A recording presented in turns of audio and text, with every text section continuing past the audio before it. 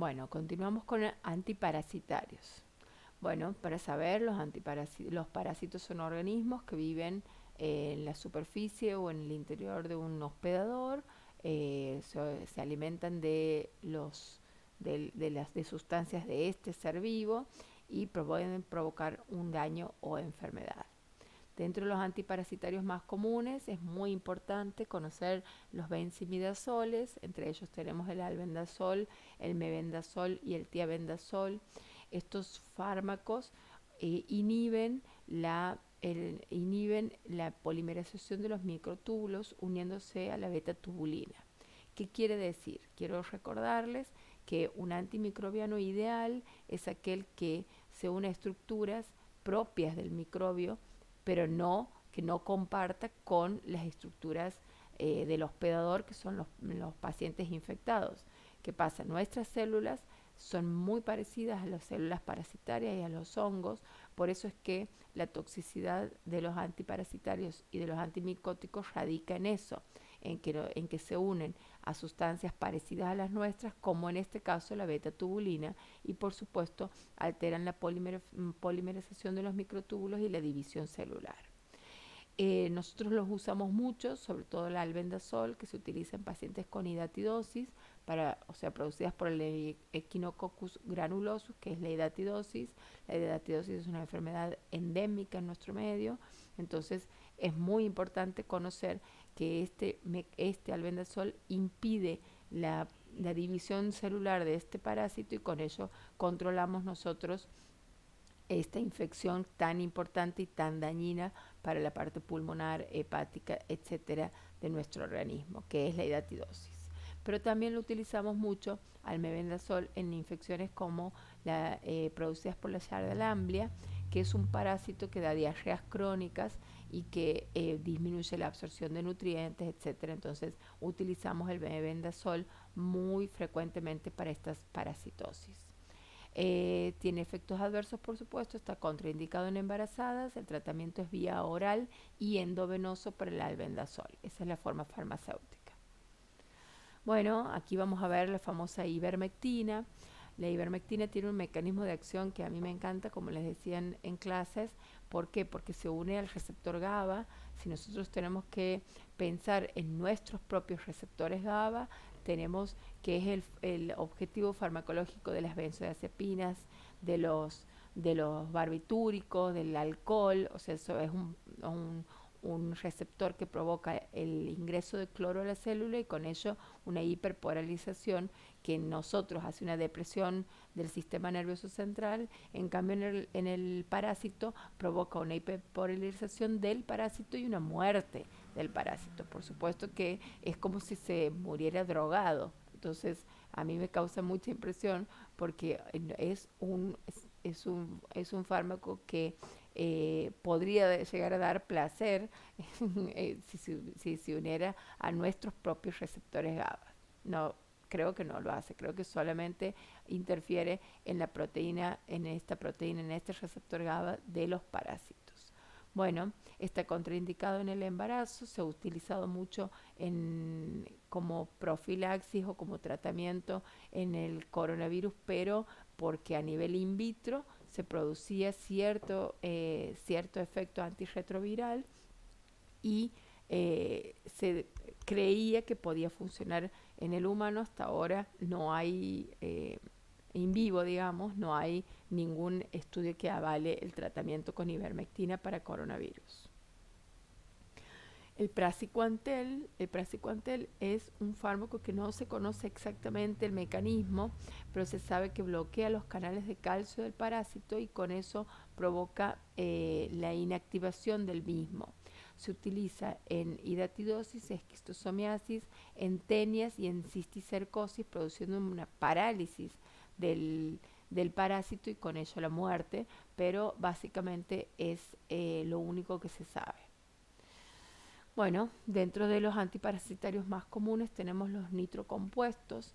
Los nitrocompuestos son fármacos muy utilizados por nosotros, sobre todo porque estos nitrocompuestos intervienen en las funciones de óxido reducción, tanto de todas las células en las que ingresan, porque son inactivos hasta que ingresan en la célula y producen una alteración en esa oxidorreducción de los parásitos y en este caso también de ciertas bacterias. Entonces nosotros tenemos que el metronidazol que utilizamos muy comúnmente en las infecciones por anaerobios son fármacos muy útiles porque en los anaerobios impiden la oxidorreducción y con esto el metabolismo o el, el funcionamiento común de los anaerobios. Pero nosotros pertenecen los nitrocompuestos a los antiparasitarios, como por ejemplo el nifurtimox, que es muy importante para el tratamiento del Chagas agudo. Después tenemos la nitrofurantoína, que también la utilizamos para bacterias, sobre todo cuando tenemos bacterias a nivel de infecciones urinarias, es de amplio uso. Los nitrocompuestos, bueno, aquí estamos, ingresan por difusión pasiva, son profármacos, por eso son inactivos hasta su ingreso en la célula, sufren activación a metabolitos inestables por las nitroreductasas y interactúan con radicales citotóxicos. Ambos alteran el potencial redox y y son activos en los medios anaerobios, por eso que son compuestos, por eso que son útiles para estos gérmenes y para los nitrofuranos, para aerobios y microaerófilos. Bueno, este es más o menos todo lo que provocan a nivel de la oxidorreducción, pero básicamente es lo que tienen que saber es que actúan sobre los radicales libres y sobre el sistema redox. Su cinética tiene absorción oral, pero el metronidazol, como hemos dicho, ingresa también por infusión o por endovenosa, por difusión pasiva. Penetran en líquidos y tejidos, atraviesan placenta, se excretan principalmente a nivel renal, tienen metabolismo hepático y se distribuyen y se excretan por líquidos fisiológicos como sudor, por ejemplo. Sus indicaciones, bueno, está para la amebiasis, para la giardia, también como veíamos, como hemos visto con el mebendazol, para la tricomoniasis, para la balantadiasis y para infecciones con anaerobios, como por ejemplo la gingivoestomatitis necrotizante.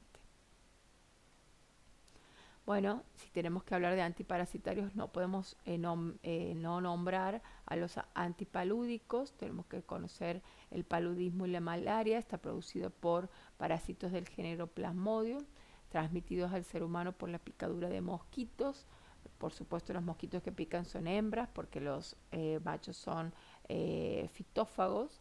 Hay 5 especies de parásitos causantes: el Falciparum y el Vivax son los que son los más peligrosos y los que nos afectan a nivel humano, y son protozoarios intracelulares obligados.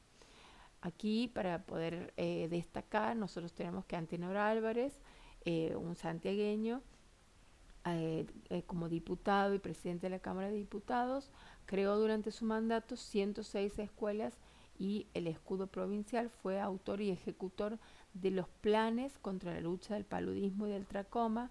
Su plan, el Plan Álvarez, con creación del Parque Aguirre, resultó exitoso en la desaparición del paludismo en la ciudad. ¿Qué hizo don Antenor Álvarez?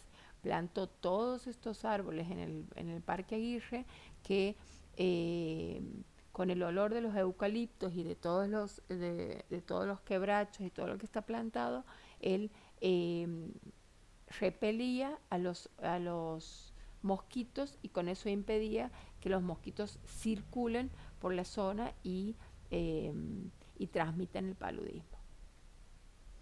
Dentro de los antipalúdicos tenemos varias clases, entre ellos los que están resaltados en rojo: la quinina, quinidina, la mefloquina, la cloroquina y la hidroxicloroquina. Si a ustedes les suena, la hidroxicloroquina se utiliza actualmente no como un antipalúdico, sino que se utiliza en enfermedades autoinmunes. El mecanismo de acción en general interviene en la capacidad del parásito en metabolizar la hemoglobina eritrocitaria, pero se han dado cuenta al no tener paludismo, se han dado cuenta que también hay en estudios posteriores al paludismo, que esta hidroxicloroquina servía para controlar la progresión del lupus, por ejemplo. Entonces se utiliza en la actualidad en ciertos pacientes con lupus eritematoso sistémico, que controla el daño celular del lupus, sobre todo en piel y articulaciones.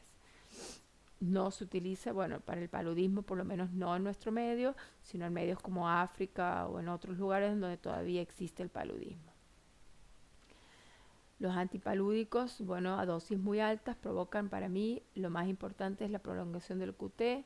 En esta pandemia que hemos tenido en el 2020, se utilizaba la hidroxicloroquina como una de las herramientas, y cuando se combinaban con los macrólidos como la citromicina, prolongaban el QT en forma muy intensa, y tenían pacientes que terminaban muriendo de taquicardias y arritmias ventriculares más que de el mismo COVID.